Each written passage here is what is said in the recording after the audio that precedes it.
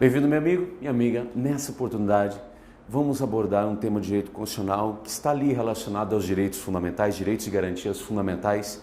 Então, é um tópico dentro do título 2 da Constituição Federal. Um assunto que é óbvio, muito cobrado em provas de concurso público, ok? Vamos estudar as famosas ações constitucionais, também apelidadas de remédios constitucionais. Vamos começar a fazer uma introdução de por que ou como nós chegamos até aqui. Vamos lá? O título 2 da Constituição Federal, ele é chamado dos direitos e garantias fundamentais. Vai lá dos artigos 5º até o 17, dividido em 5 capítulos, ok? Nesse título 2, então, nós temos dentro dele tanto direitos quanto garantias fundamentais, certo? Então, há uma distinção, os conceitos referem-se a coisas distintas. Os direitos são bens, são valores que a nossa sociedade acha importante proteger e aí os escreve na Constituição Federal, nas leis, mas nesse caso analisemos a Constituição. Assim, os valores à vida, os bens jurídicos, liberdade, enfim, direitos são valores, são bens jurídicos que para a nossa sociedade são importantes e para protegê-los, para que sejam respeitados, nós os colocamos na Constituição Federal. E ali, como eu já disse, a vida, a segurança, a liberdade em todos os seus aspectos e todos os demais direitos, em especial os fundamentais. E as garantias, qual a sua função nesse contexto? As garantias têm um aspecto instrumental. As garantias servem de instrumento de proteção e promoção destes direitos fundamentais. As garantias, elas podem ser mecanismos gigantescos de proteção aos direitos fundamentais, como, por exemplo, o Ministério Público, a Defensoria Pública, são exemplos de garantias que são grandes garantias. São mecanismos, instrumentos gerais de proteção e promoção dos direitos fundamentais. Mas existe na Constituição Federal também um rol de garantias de instituições individuais específicos de proteção aos direitos fundamentais. Dentre esse rol, nós encontramos as ações constitucionais, chamadas também de remédios constitucionais. Estas que vamos estudar aqui estão previstas basicamente no artigo 5º da Constituição Federal. Assim, nós vamos ver o habeas corpus, habeas data, mandado de segurança, mandado de junção e a ação popular. Todos eles, como eu disse, estão mencionados no artigo 5º, garantidos no artigo 5º da Constituição Federal. Ali nós vamos ver, então, no estudo dos aspectos constitucionais de cada ação, a que direito estas ações destinam-se a proteger. Perfeito? Vamos começar pelo estudo do habeas corpus. O habeas corpus tem previsão ali no artigo 5º, inciso 68, que dispõe o seguinte, acompanhe comigo a leitura. Conceder-se habeas corpus sempre que alguém sofrer ou se achar ameaçado de sofrer violência ou coação em sua liberdade de locomoção por ilegalidade ou abuso de poder. Então, como nós podemos ver a partir da leitura do dispositivo constitucional que abriga esta ação, o habeas corpus é um instrumento, é um mecanismo constitucional criado para proteger a liberdade de locomoção, que na Constituição Federal está assegurado no artigo 5º, inciso 15. Então, esta garantia, esse instrumento, destina-se à proteção da liberdade de locomoção, ok? Liberdade essa que está ameaçada ou já foi restringida por um ato ilegal ou abusivo. Então, veja, não é qualquer restrição à liberdade de locomoção que dá ensejo à propositura da ação. É só aquela restrição ilegal ou abusiva, aquela que contraria o direito. Perfeito? E aqui dentro desse contexto, vamos atentar para um ponto. A Constituição Federal, lá no artigo 142, parágrafo 2º, diz que não cabe habeas corpus em face de prisão determinada em virtude de uma punição disciplinar militar, certo? Salvo, segundo diz o Supremo Tribunal Federal, quando o habeas corpus destina-se a discutir aspectos da legalidade do ato. Nunca em relação ao mérito, sempre em relação à legalidade do ato. Então, fixe isso. Não se admite, segundo a Constituição Federal, a propositura de um habeas corpus em face de uma punição disciplinar militar, ok? Salvo se o objetivo, segundo o Supremo Tribunal Federal, seja discutir a legalidade, aspectos relacionados à legalidade do ato, mas nunca para discutir o mérito do ato punitivo militar. Perfeito? Anote isso, porque tem sido muito cobrada essa informação. Na sequência, esta ação cabe Naquelas hipóteses em que a ilegalidade, o abuso, certo, a restrição ocorra de forma anterior ou quando ela já se realiza. Então, cabe o habeas corpus preventivo ou repressivo, ou seja, cabe diante de uma ameaça à violação ou diante de uma violação já concretizada. Naquelas hipóteses em que couber o habeas corpus preventivo, o juiz de direito expede o que se chama de salvo-conduto. Naquelas hipóteses em que a violência já ocorreu, em que a ilegalidade ou abuso já ocorreu e já tolheu a liberdade de locomoção da pessoa, então nós chamamos esse habeas corpus de repressivo, certo? Aqui então habeas corpus preventivo quando a ilegalidade ainda não ocorreu. E aqui quando ela já se verificou e eu preciso então reprimir este ato ilegal ou abusivo. Dentro do habeas corpus nós temos três figuras que aparecem, não necessariamente as três sempre, mas três figuras que aparecem quando se trata de habeas corpus, três figuras processuais. Nós temos no habeas corpus o impetrante. O impetrante é aquela pessoa que propõe a ação, é, entre aspas, o autor da ação, certo? O impetrante, a pessoa que propõe o habeas corpus, pode ser uma pessoa física ou jurídica? Pode. Pode ser um menor de idade? Pode. Pode ser uma pessoa com deficiência mental? Pode. Pode ser um estrangeiro, sem sombra de dúvida. Uma pessoa sem qualquer capacidade civil? Também. O que isso significa? Que a titularidade na propositura do habeas corpus é uma, se não a mais ampla existente dentre as ações que nós temos. Qualquer pessoa pode propor a ação, qualquer uma, inclusive pessoa jurídica, inclusive estrangeiro, inclusive o menor de idade. Por quê? Por que essa legitimidade tão ampla? Por conta do direito que visamos proteger, que é a liberdade de locomoção, que é um dos direitos mais caros para o nosso ordenamento jurídico.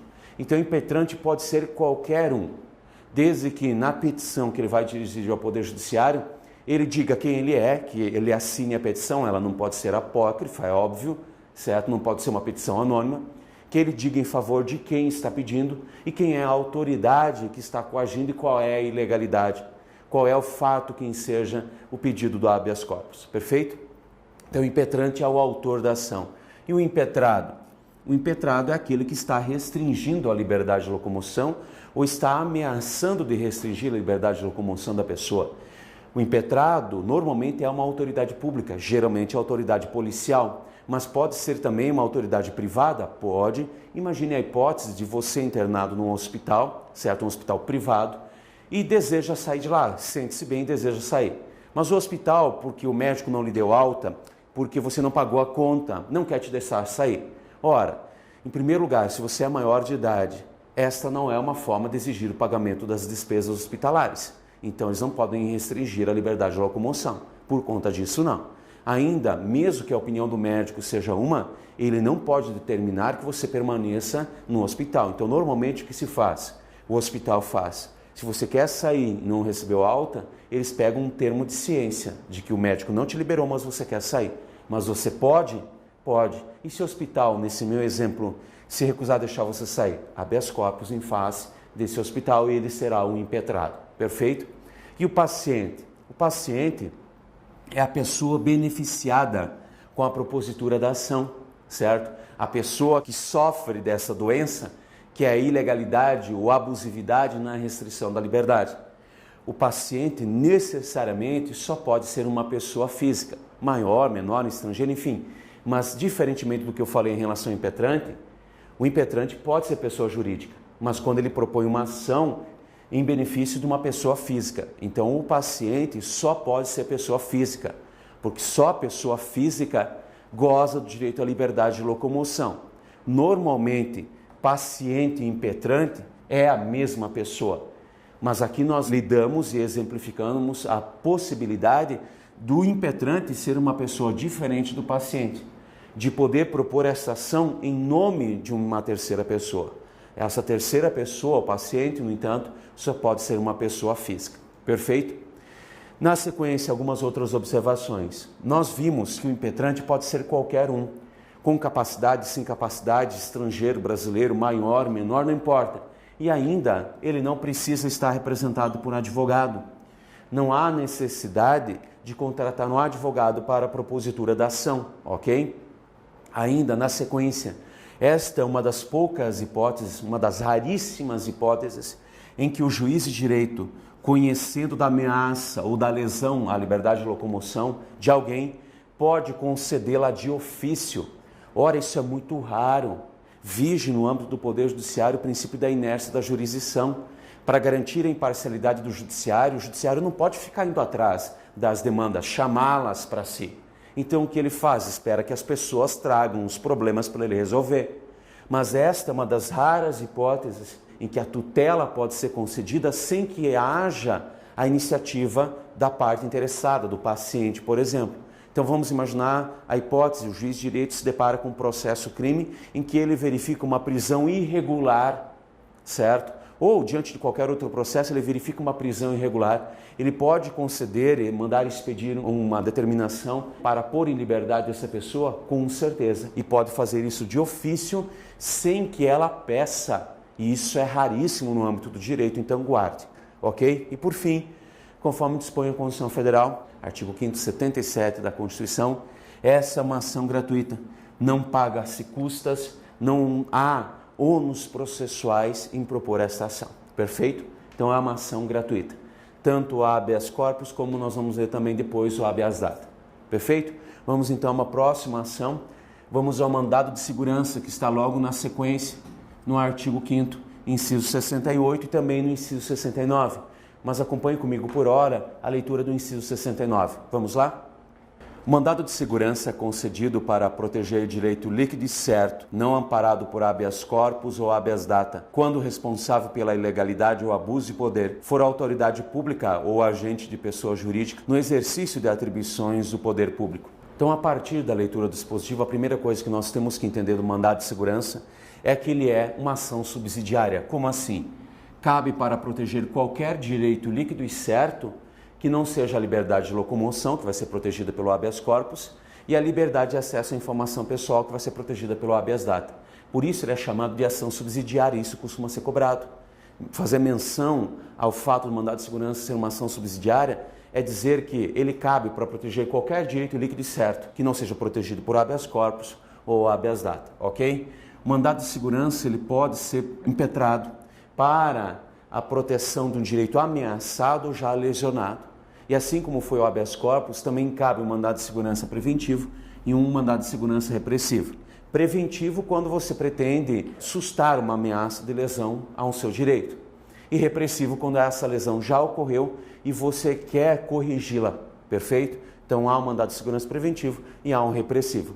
Mas a qual direito nós estamos referindo onde cabe o mandado de segurança? A qualquer direito líquido e certo, que, como eu disse, não seja amparado por habeas corpus ou habeas data. O que é direito líquido e certo? É qualquer direito que não sejam estes dois, certo, que nós falamos agora, e que seja possível demonstrar de plano, já quando você propõe a ação. O mandado de segurança é um tipo de ação que não admite o que a gente chama de dilação probatória. Você não pode, no decorrer da ação, pedir a oitiva de testemunhas, a produção de prova pericial, não pode. Todas as provas do teu direito que você alega estar ameaçado ou já lesionado, tem que já vir com a petição inicial. Por isso, direito líquido e certo, que eu possa demonstrar já de plano. Ah, mas e se eu não conseguir demonstrar o meu direito líquido e certo já de plano? Ok? Então, não posso mais defender esse direito? Pode. O que você não pode é usar o mandado de segurança, vai usar uma ação ordinária. Mas o mandado de segurança você só usa quando você quiser proteger um direito líquido e certo, em relação ao qual você tenha todas as provas e você pode juntá-la já com a petição inicial. Perfeito?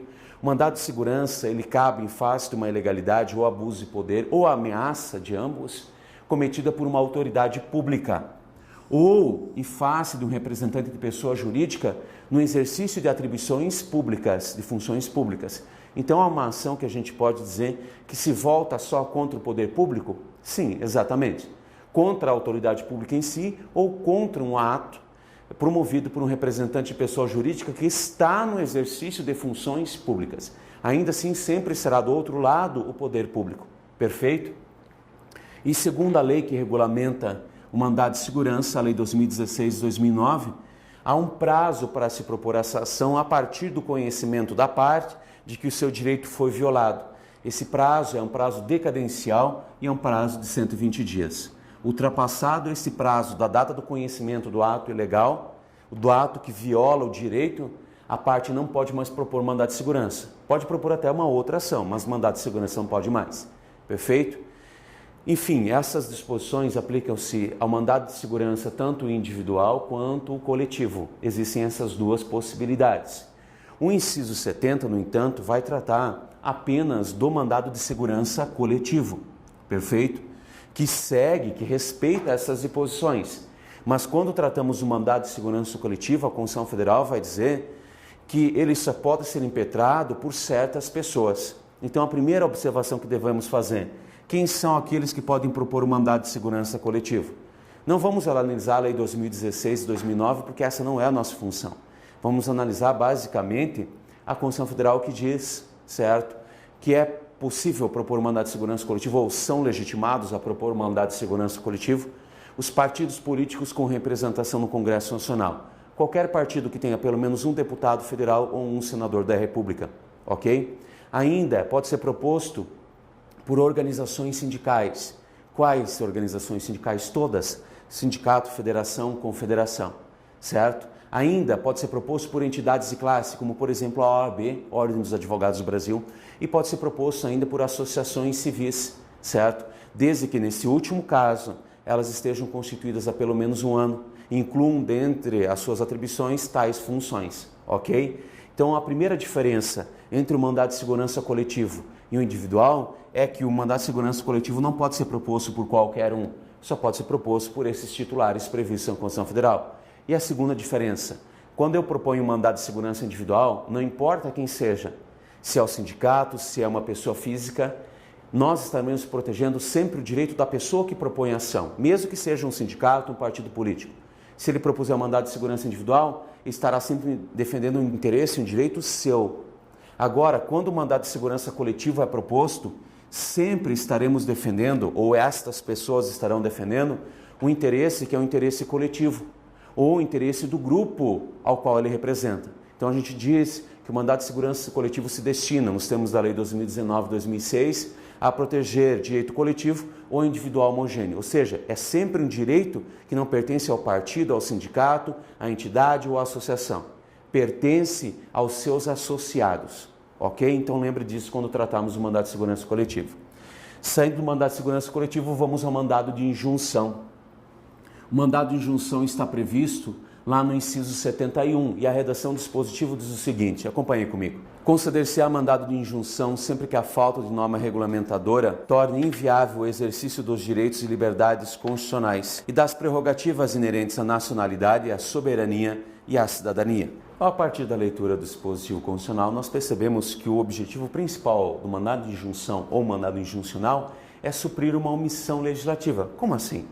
Nós temos na Constituição Federal diversas disposições, diversos artigos, que trazem normas de eficácia social limitada, ou seja, disposições, garantias constitucionais que, para poderem produzir efeitos sociais, eficácia social, dependem de uma lei que regulamente, certo? Então, por exemplo, nós temos lá o direito ao aviso prévio proporcional no artigo 7º, inciso 21 da Constituição.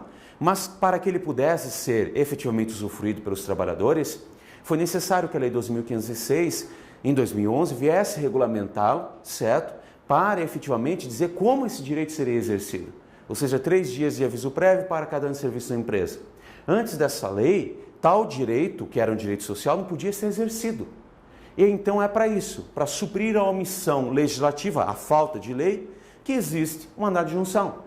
Diante de um direito constitucional, direito ou liberdade constitucional, diante das prerrogativas inerentes à nacionalidade, à soberania, à cidadania, a ausência de lei que possibilite que eu exerça esse direito, autoriza eu propor essa ação, certo? E o mandado de injunção vai permitir que eu concretize, então, este meu direito a partir da utilização de qualquer outra legislação aplicada analogicamente. O Supremo Tribunal Federal, quando julga estas demandas, ele tem adotado 2 posicionamentos. Um posicionamento que se chama teoria concretista geral. Quando o Supremo Tribunal Federal, julgando procedente o mandado de injunção, nos diz que então todas as pessoas, não só aquelas que propuseram a ação, podem usufruir do direito X ou Y utilizando de tal legislação. Por exemplo, É direito do servidor público o direito de greve, servidor público civil, mas não existe lei regulamentando. Em 2007, o Supremo, julgando esta questão, disse que todo servidor tem direito de greve.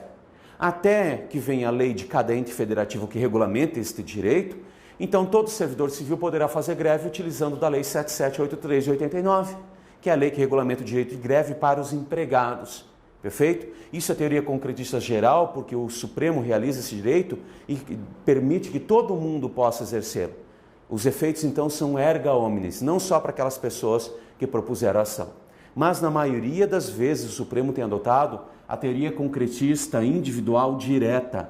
Ou seja, quando ele se depara com uma ação, ele julgando o procedente mandado de junção, ele permite que só a parte no processo exerça aquele direito. Por exemplo, a aposentadoria especial do servidor público, artigo 40, parágrafo 4º, incisos 1, 2 e 3. Essa aposentadoria especial ainda não está regulamentada, especial do inciso 3, que trata do contato com agentes nocivos da saúde.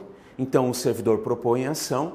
Se o Supremo entender que houve omissão do poder público competente, permite que o servidor se aposente utilizando dos critérios estabelecidos no artigo 57 da Lei 8.213 de 91, que trata da aposentadoria no regime geral, que vai ser aplicado por analogia ao regime próprio, certo? Para garantir que o servidor possa utilizar desse direito constitucional que ainda não foi regulamentado.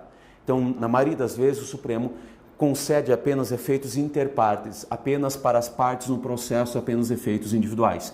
Mas seja em um ou em outro caso, ele sempre acaba permitindo que as pessoas possam usufruir um direito que está na Constituição Federal, mas que ainda não foi regulamentado. E até que ele seja regulamentado, a pessoa utiliza ou usufrui daquele direito com base nos parâmetros que o Supremo vai estabelecer. Perfeito?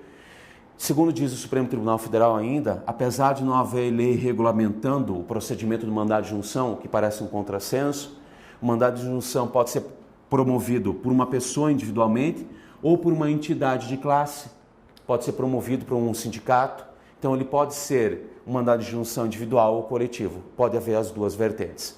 Perfeito? Na sequência, saindo do mandado injuncional, vamos ao habeas data. O habeas data está ali no artigo 5º, inciso 72. Vamos dar uma olhadinha no inciso? Para assegurar o conhecimento de informações relativas à pessoa do impetrante, constantes de registros ou bancos de dados de entidades governamentais ou de caráter público, ou para a retificação de dados, quando não se prefira fazê-lo, por processo sigiloso, judicial ou administrativo. A partir da leitura desse dispositivo, nós devemos concluir que o habeas data se destina à proteção de qual direito? O direito de acesso à liberdade de informação, ou seja, o direito à liberdade de informação pessoal, da pessoa que impetra a ação. Então, o habeas data se destina apenas ao conhecimento de informações pessoais, por isso, por vezes, ela é chamada de uma ação personalíssima. Eu não posso usar o habeas data para conhecer informações de terceiros ou de caráter público, de caráter coletivo, só informações minhas, perfeito? Por isso, é uma ação própria, você só vai conseguir informações, só vai buscar informações que dizem respeito à pessoa do próprio impetrante, nunca de terceiros, nunca informações de caráter coletivo, certo? Quando eu proponho um habeas data, eu proponho para conseguir informações, ter acesso à informação ou corrigir informação que consta de banco de dados ou registro de entidades governamentais ou de caráter coletivo.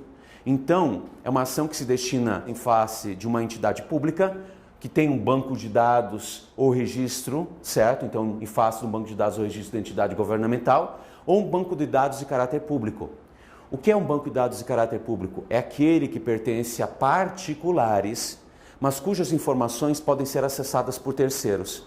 Ou terceiros que não produziram podem ter acesso a essa informação de uma forma geral. Assim acontece com o Serviço de Proteção ao Crédito. É uma entidade privada, não é uma entidade de caráter governamental, mas as informações que ela detém podem ser compartilhadas e são compartilhadas com terceiros, seus clientes. Então isso é um banco de dados de caráter público, ok? Ainda, nós só podemos propor o habeas data, segundo dispõe a lei que regulamenta a Lei 9.507, certo? E segundo a súmula 2 do Superior Tribunal de Justiça, só podemos propor essa ação diante da recusa do titular da informação, daquele que armazena a informação, em nos fornecê-la. Então, eu só posso propor a demanda quando a entidade governamental ou de caráter público se recusa a me dar informação. Aí eu tenho, então, interesse de agir. Só diante da recusa da informação é que eu posso ir ao judiciário, ok? E ainda, conforme dispõe o artigo 5º, inciso 77, esta é uma ação que é também gratuita, perfeito? Não tem aqueles ônus processuais todos, não tem, é uma ação gratuita, assim como é o habeas corpus. Aqui uma pequena e rápida diferença entre o habeas data e o mandado de segurança, que são normalmente confundidos nas provas. Por quê? O habeas data se destina ao conhecimento de informações. O que você quer quando propõe um habeas data é conhecer a informação. Assim, por exemplo, você quer planejar a sua aposentadoria, mas não sabe exatamente quanto tempo de contribuição tem averbado lá no Regime Geral de Previdência Social, que é administrado pelo INSS. Se algum servidor do INSS se recusa a lhe dar a informação, você propõe um habeas data. O que você quer? A informação. Se você chegar à agência e ele virar o computador para você e mostrar o tempo de contribuição que você tem, perfeito, é isso que você quer para poder planejar a sua vida.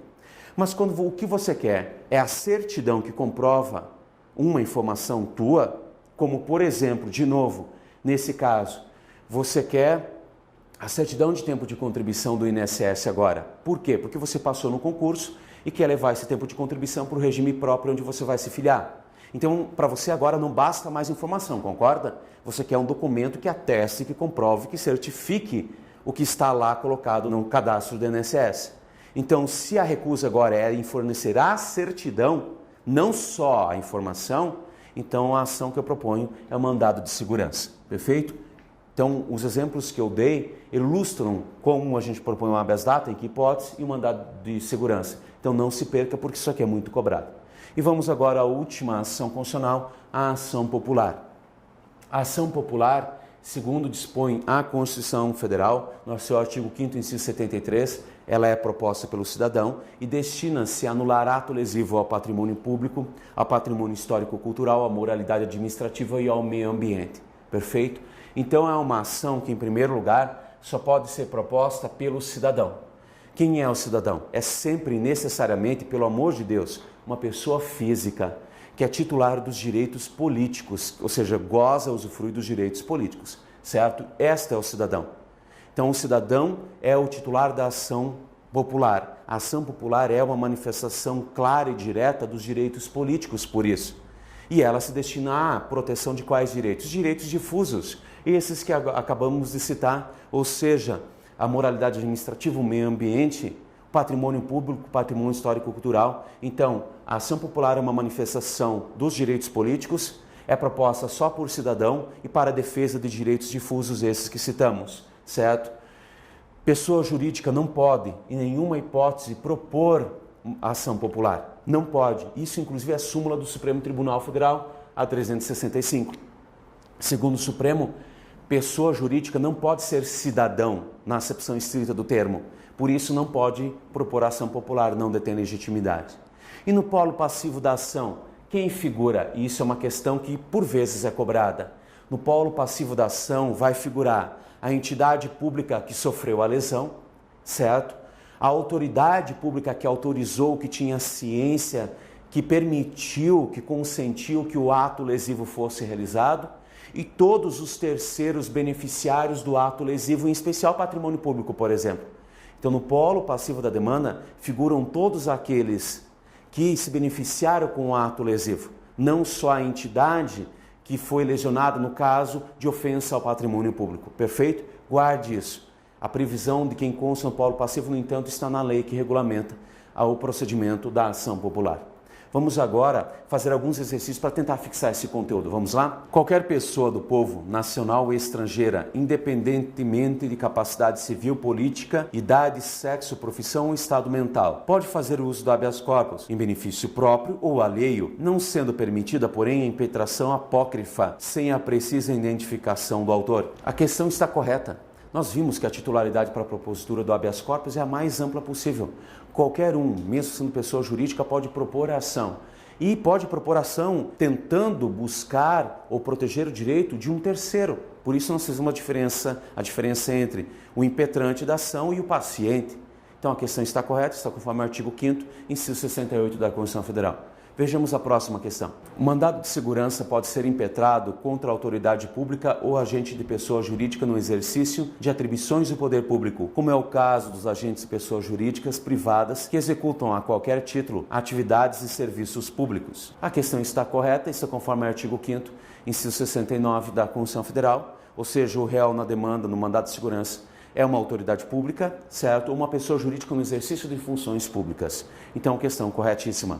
Próxima questão. Suponho que uma empresa tenha requerido ao Poder Executivo a emissão de certidão em que constem os dados e a situação atual do processo administrativo em que é parte. Indeferido o pedido sob o argumento de que o processo seria sigiloso, a empresa pretende obter ordem judicial para que a certidão seja expedida. Deverá deduzir sua pretensão por meio de: letra A, ação popular; letra B, mandado de injunção; letra C, mandado de segurança; letra D, habeas data; letra E, habeas corpus. Nessa questão, a opção correta é a letra C, mandado de segurança, e nós vimos isso com calma. Ou seja, quando o que eu quero não é só a informação pessoal, quando cabe então um habeas data, quando o que eu quero é uma certidão que comprove uma situação mesmo pessoal, então, para buscar a certidão que não for fornecida de forma ilegal, eu proponho um mandado de segurança, ok? Artigo 5º, inciso 69 da Constituição Federal. Então, nessa questão, letra C. Agora, revise todas as questões, busque o fundamento para todas as outras questões que você vai fazer, de que você disponha, porque isso ajuda muito na hora da prova, ajuda a fixar o conteúdo e na hora da prova você vai ver o quanto isso lhe reforça o conhecimento, ok? Muito boa sorte!